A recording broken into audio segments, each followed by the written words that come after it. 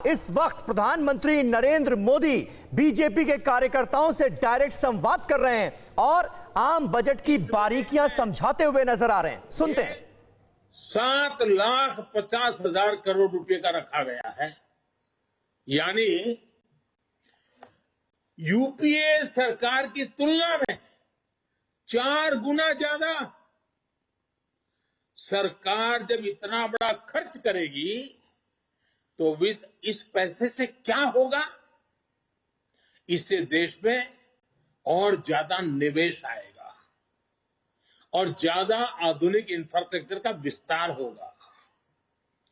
इस साथ साथ लोहा बेचने वाला, लोहा बाजार में काम करने वाला, सीमेंट बेचने वाला, सीमेंट बाजार में काम करने वाला, इस प्रकार के निर्माण कार्यों से जिसकी स्किल है उस नौजवान, यानी कितनी बड़ी इकोनॉमी की एक दूसरे को इफेक्ट पॉजिटिव खड़ी होती है और नौकरियों के लिए तो अनेक दरवाजे खुल जाते हैं।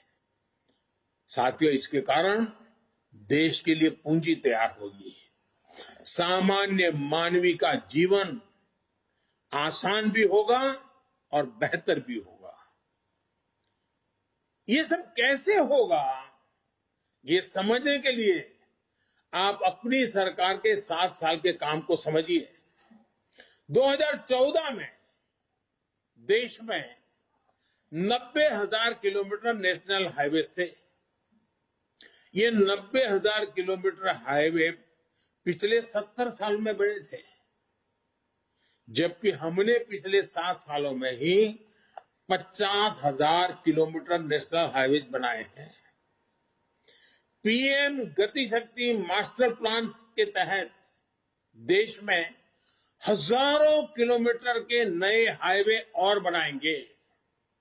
इससे न केवल शहरों से लेकर गांवों और कस्बों तक बेहतर कनेक्टिविटी होगी, बल्कि इससे देश के हर कोने में इंडस्ट्री भी पहुंचेगी।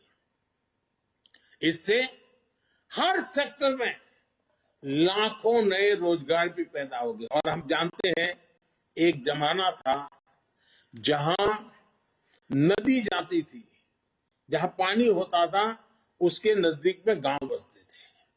फिर समय बदलता गया और अब जहां हाईवेज है, इंफ्रास्ट्रक्चर है, इंटरनेट है, वहां लोग बसते हैं।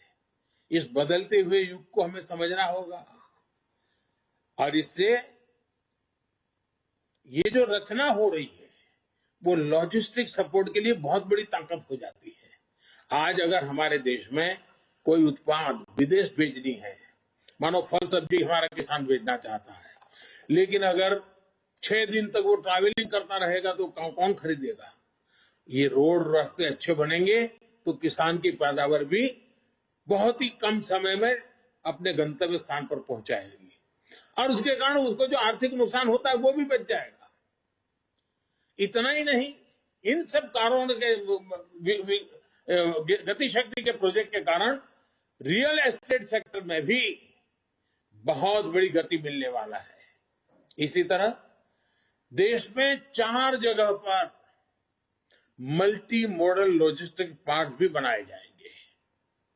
मल्टी मॉडल लॉजिस्टिक फैसिलिटीज के लिए 100 पीएम गति शक्ति कार्गो टर्मिनल भी विकसित किए जाएंगे। 100 पीएम गति शक्ति कार्गो, सोचिए आप। इससे उद्योगों और व्यापारों के लिए भी किसी भी चीज के लाने जाने में लगने में वाला समय कम होगा और भारत से निर्यात बढ़ाने में मदद मिलेगी। और जब निर्यात बढ़ता है तो उत्पादन और आमदनी बढ़ती है, रोजगार के अवसर बढ़ते हैं। साथियों, एक ऐसा बजट है जो देश में शहरीकरण से जुड़ी चुनौतियों को भी सीधे एड्रेस करता है। ये हमारे शहरी ही जहां नियो मिडिल क्लासेस और मिडिल क्लास की बड़ी संख्या में रहता है और देश के विकास में महत्वपूर्ण योगदान देता है। बिजनेस हो, स्पोर्ट्स हो, म्यूजिक हो, स्टार्टअप्स हो, कोई भी क्षेत्र लीजिए, टियर 2 और टियर 3 शहरों का टैलेंट आज निखर कर सामने आ रहा है। बाबा साहब आम्बेडकर भी शहरीकरण के, शहरों में इंफ्रास्ट्रक्चर पर फोकस के बहुत बड़े पक्षधर थे। बीते 7 सालों में देश के शहरों को आधुनिक बनाने पर जो जोर हमने दिया है, उसको इस बजट में नया आयाम दिया गया है। इसमें टाउन प्लानिंग, और जिसकी बहुत बड़ी सराहना हो रही है इन दिनों, टाउन प्लानिंग को री इमेजिन किया गया है और पुराने पड़े अर्बन बायलॉज में सुधार करने के लिए राज्यों को प्रोत्साहित किया जा रहा है। शहरों के प्रदूषण के प्रति भी सरकार की संवेदनशीलता बजट में रिफ्लेक्ट होती है। इसके लिए शहरों में स्वच्छ और सुविधाजनक मास ट्रांजिट सिस्टम को सपोर्ट करने पर बल दिया गया है। Clean tech, special mobility zones और बैटरी स्वैपिंग पॉलिसी भी ग्रीन ट्रांसपोर्ट को गति देगा। नेक्स्ट जनरेशन अर्बन प्लानर्स के लिए, उसके निर्माण के लिए बजट में विशेष प्रावधान किया गया है। बेहतर घर, बेहतर रोड, बेहतर मास ट्रांसपोर्टेशन सिस्टम, बेहतर स्कूल, शहरों में ईज ऑफ लिविंग को बढ़ाएगा। साथियों, ये बजट न सिर्फ ग्रीन ग्रोथ सुनिश्चित करेगा, बल्कि ये ग्रीन जॉब को भी जनरेट करेगा और एक बहुत बड़ा विशाल क्षेत्र ग्रीन जॉब्स के लिए इंतजार कर रहा है। इसलिए इस बजट को भी कई लोगों ने ग्रीन बजट कहा है। देश में ग्रीन इंफ्रास्ट्रक्चर को फंड करने के लिए सॉवरिन ग्रीन बॉन्ड जारी किए जाएंगे।